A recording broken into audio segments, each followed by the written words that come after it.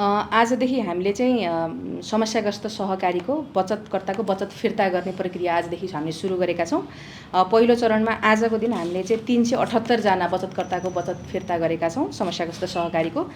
शिवशिखर सहकारीको 156 जनाको बचतकर्ताको बचत फिर्ता गरेका छौँ भने पशुपति सहकारीको 7 जनाको चाहिँ बचतकर्ताको बचत फिर्ता गऱ्यौँ भने त्यसैगरी कान्तिपुर सहकारीको चाहिँ 215 जनाको चाहिँ आज सुरुवात गरिएको छ। यो चाहिँ हामी क्रमशः यो एभ्रीडे हामी बचतकर्ताको बचत फिर्ता गर्नेछौँ। समस्याग्रस्त मात्रै सहकारीको विषयमा मात्र हो कि अरू विषयमा अरू सहकारीका विषयमा पनि हो भन्ने विभिन्न चाहिँ मान्छेहरूका जिज्ञासा छन्, बचतकर्ताहरूकै जिज्ञासाहरू छ। यस विषयमा चाहिँ पहिलो हाम्रो प्राथमिकतामा चाहिँ अहिले जति पनि हाम्रो समस्याग्रस्त सहकारी छन् त्यो पहिला चाहिँ त्यसका बचतकर्ताहरूको बचत रकम चाहिँ फरफारक गर्ने पहिलो प्राथमिकतामा हो। त्यसपछि हामी क्रमशः अरू सहकारीको विषयमा चाहिँ जस्तो नियमनको पाटो बलियो बनाउने, अब जस्तो अहिलेको जसरी काम भइरहेको छ त्यो सहकारीका चाहिँ नियमनको पाटोलाई चाहिँ अझै बलियो बनाउँदै अझै हामीले कसरी समन्वय गर्न सकिन्छ त्यो समन्वय गर्दै हामीले चाहिँ यो देशैभरिको सहकारीको समस्या चाहिँ समाधान गर्ने हाम्रो लक्ष्य हो। त्यो अनुसार हामी अगाडि बढिरहेका छौँ।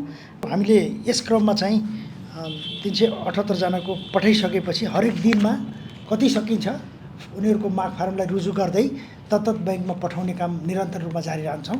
लगभग यो सङ्ख्या 10,000 जति होला भन्ने हाम्रो प्रारम्भिक अनुमान छ। यो महिनाभित्र दिनको 500 जनाको त्यसरी नै दिन सक्यो भने लगभग यो महिनाभित्र 10,000 वा सोभन्दा कमलाई दिन सक्यो भने त्यो एउटा प्रारम्भिक सफलता हुनेछ भन्ने हामीलाई लाग्छ। बचतकर्ताहरूको एउटा आग्रह अथवा एक खालको प्रश्न के छ भने हाम्रो कहिले हुन्छ त, कहिले पाउँछौँ त भन्ने खालको छ। त्यो स्वाभाविक पनि हो।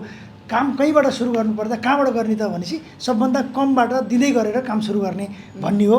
ठुलाले पनि नपाउने भन्ने होइन। म ठुला बचतकर्ताहरूलाई पनि क्रमशः पालो आउँदा आफूले पाउने आफ्नो सहकारीमा जम्मा भएको रकम समानुपातिक हिसाबले पाउने कुरामा आश्वस्त हुन आग्रह गर्दछु।